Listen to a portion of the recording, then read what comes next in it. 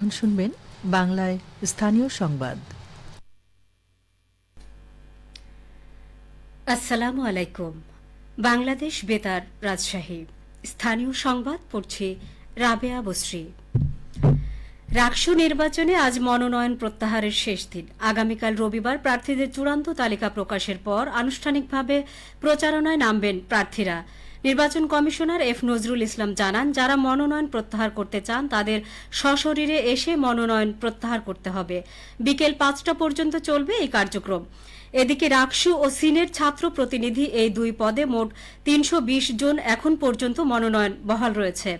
আগামী ২৫ তারিখ নির্বাচনের জন্য এরই মধ্যে ব্যালট বাক্সের নমুনাও তৈরি করা হয়েছে। নির্বাচন কমিশনার জানান, এই ধরনের মোট ১০২টি ব্যালট বাক্স তৈরি করা হবে। এ নির্বাচনে ভোট নেওয়া হবে ওএমআর শিটে এবং গণনা করা হবে মেশিনের মাধ্যমে।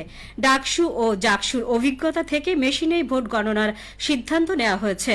মোট ৮টি একাডেমিক ভবনে ভোট অনুষ্ঠিত হওয়ার পর সিনেট ভবনে গণনা হবার সম্ভাবনা রয়েছে। আশা করা হচ্ছে ডাকসু এবং জাকসু নির্বাচনের চেয়েও কম সময়ে রাকসুর নির্বাচনের ফল প্রকাশ করা হবে। এদিকে রাকসুতে ভিপি পদে ২০ জন, জিএস পদে ১৫ জন এবং এজিএস পদে ১৬ জন প্রার্থী হয়েছেন। নির্বাচনকে ঘিরে এখন পর্যন্ত অন্তত ৮টি পৃথক প্যানেল ঘোষণা করেছে প্রার্থীরা। রাজশাহী বিশ্ববিদ্যালয়ে নিরাপদ সাইবার স্পেস নিশ্চিত করতে ৭টি দাবি জানিয়েছেন রাকসু নির্বাচনে অংশগ্রহণকারী নারী প্রার্থীরা। গতকাল বিকেলে বিশ্ববিদ্যালয়ের পরিবহন মার্কেটে আয়োজিত এক সংবাদ সম্মেলনে দাবিগুলো তুলে ধরেন ভিপি প্রার্থী তাসিন খান। সংবাদ সম্মেলনে তিনি দাবি করেন, বিশ্ববিদ্যালয়ের অনলাইন প্ল্যাটফর্মগুলোতে সুস্পষ্ট সাইবার নীতিমালা না থাকায় নারী শিক্ষার্থীরা হয়রানি, গুজব ও চরিত্র হননের শিকার হচ্ছেন। প্রশাসনকে একাধিকবার জানিয়েও কোনো প্রতিকার মেলেনি। নারী প্রার্থীদের ৭ দফা দাবিগুলোর মধ্যে রয়েছে বিশ্ববিদ্যালয়ের জন্য একটি পূর্ণাঙ্গ সাইবার সুরক্ষা নীতি প্রণয়ন করা, অনলাইন হয়রানি, ভুয়া তথ্য ও সাইবার অপরাধের অভিযোগে দ্রুত তদন্ত ও নিষ্পত্তির জন্য ২৪ ঘণ্টা কার্যকর একটি বিশেষ সেল গঠন করা, ক্যাম্পাসে পর্যাপ্ত আলোর ব্যবস্থা, সিসিটিভি ক্যামেরা স্থাপন এবং নিরাপত্তা টহল জোরদার করে নারী পুরুষ নির্বিশেষে সকলের জন্য নিরাপদ পরিবেশ তৈরি করা। এছাড়াও বিশ্ববিদ্যালয় সম্পর্কিত সকল অফিসিয়াল ফেসবুক গ্রুপ বা পেজের সদস্য পদ দেওয়ার আগে বিশ্ববিদ্যালয়ের আইডি কার্ড বা অন্যান্য প্রাসঙ্গিক নথি যাচাই বাধ্যতামূলক করা, অনুমতি ছাড়া কারো ব্যক্তিগত তথ্য, ছবি বা ভিডিও প্রকাশ বা বিকৃত করার বিরুদ্ধে কঠোর শাস্তিমূলক ব্যবস্থা নেওয়া। চাঁপাইনবাবগঞ্জের ৪ শিক্ষার্থী ঢাকা বিশ্ববিদ্যালয়ের কেন্দ্রীয় ছাত্র সংসদ ডাকসু এবং হল সংসদ নির্বাচনে নির্বাচিত হয়েছেন। বিষয়টি নিশ্চিত করেছেন Dhaka university student association of চাঁপাইনবাবগঞ্জের সভাপতি মাসুদ রানা। নির্বাচিতরা হলেন ঢাবি শামসুন নাহার হলের সহ সভাপতি, নির্বাচিত হয়েছেন বিশ্ববিদ্যালয়ের ভূগোল ও পরিবেশ বিভাগের শিক্ষার্থী ও চাঁপাইনবাবগঞ্জের ভোলাহাট উপজেলার বাসিন্দা কুররাতুল আইন কানিজ। বিজয় ৭১ হলের সাধারণ সম্পাদক পদে নির্বাচিত হয়েছেন আসিক বিল্লাহ। তিনি ২০২০-২১ সেশনের শিক্ষার্থী ও চাঁপাইনবাবগঞ্জ সদর উপজেলার বাসিন্দা।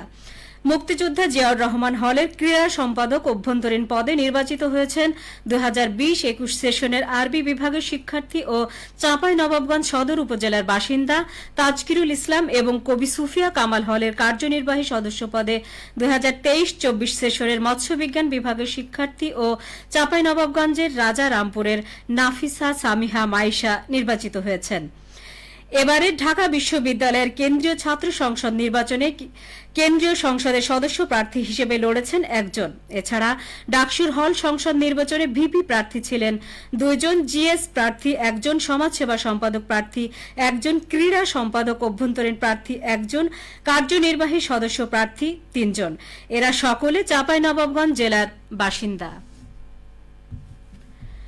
রাজশাহীতে সুশৃঙ্খল সমাজ গঠনের লক্ষ্যে মাদক, চুরি ও সন্ত্রাসের বিরুদ্ধে সচেতনতামূলক সমাবেশ অনুষ্ঠিত হয়েছে। গতকাল সন্ধ্যায় নগরীর শালবাগান পাওয়ার হাউস মোড়ে এ সমাবেশের আয়োজন করে স্থানীয় দোকান মালিক ও বণিক সমিতি। সমাবেশে প্রধান অতিথি ছিলেন আরএমপির বোয়ালিয়া জোনের deputy police commissioner Mir Mohammad Shafin Mahmud. অনুষ্ঠানে বক্তারা বলেন, বর্তমান সমাজের যে কয়টি ব্যাধি ভবিষ্যৎ প্রজন্মকে অন্ধকারের দিকে নিয়ে যাচ্ছে তার মধ্যে মাদক, চুরি ও সন্ত্রাস অন্যতম। এই ৩টি সমস্যার কারণে পরিবেশ, সমাজ ও জাতি আজ মারাত্মক হুমকির মুখে। স্কুল কলেজ পড়ুয়া ছেলেমেয়েরা নেশায় জড়িয়ে পড়ছে, বেড়ে যাচ্ছে ড্রপ আউট সহ অপরাধ প্রবণতা এবং মানসিক ভারসাম্যহীনতা।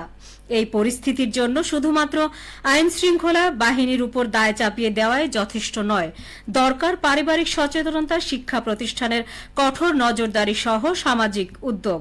সর্বোপরি এই ব্যাধির বিরুদ্ধে রুখে দাঁড়াতে হবে পুরো সমাজকে। সবশেষে আবহাওয়া। আজ দুপুর 2টায় রাজশাহীতে তাপমাত্রা ছিল 31 ডিগ্রি সেলসিয়াস। এ সময় বাতাসে আপেক্ষিক আর্দ্রতার পরিমাণ ছিল 80%। রাজশাহী ও পার্শ্ববর্তী এলাকায় আজ সূর্যাস্ত সন্ধে 6টা 11 মিনিটে। সংবাদ শেষ হলো। আমাদের পরবর্তী সংবাদ বিকেল 4টা 5 মিনিটে।